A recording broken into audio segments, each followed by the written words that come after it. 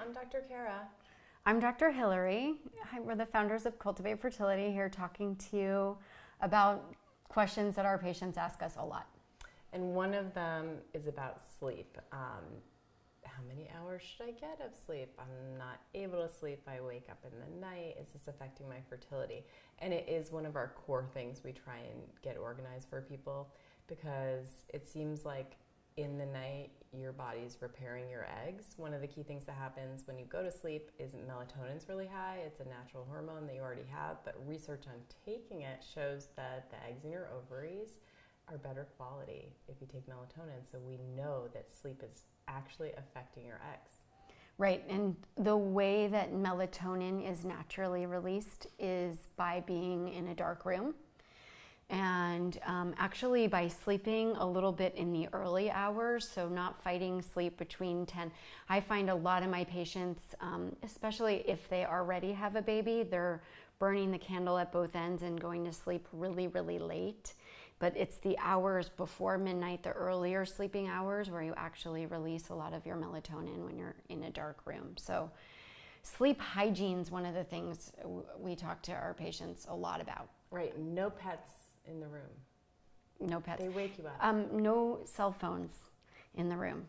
It's like, I talk to my kids about this a lot, and it's true for us women too, especially for our fertility. If you can have your bedroom be a sacred place for sleep, sex and sleep, it really actually improves your fertility. Where you're not looking at the blue light of the cell phone before bed, you're in bed. If you have a ritual, my ritual is I drink a cup of tea before bed, I try to light a candle, I try to remind my body that it's time to relax and to go to sleep.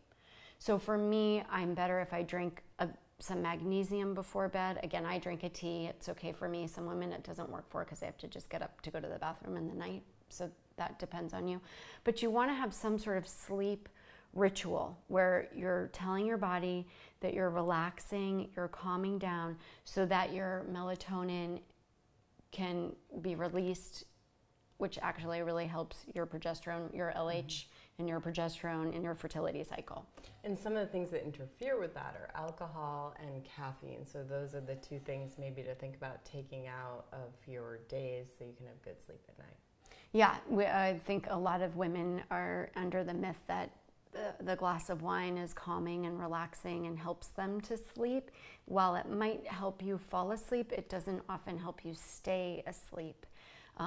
Many women will wake after a 4-hour sleep cycle in the night after they've had alcohol. So it's one of the things, as we're talking to our patients about sleep hygiene, is removing the alcohol.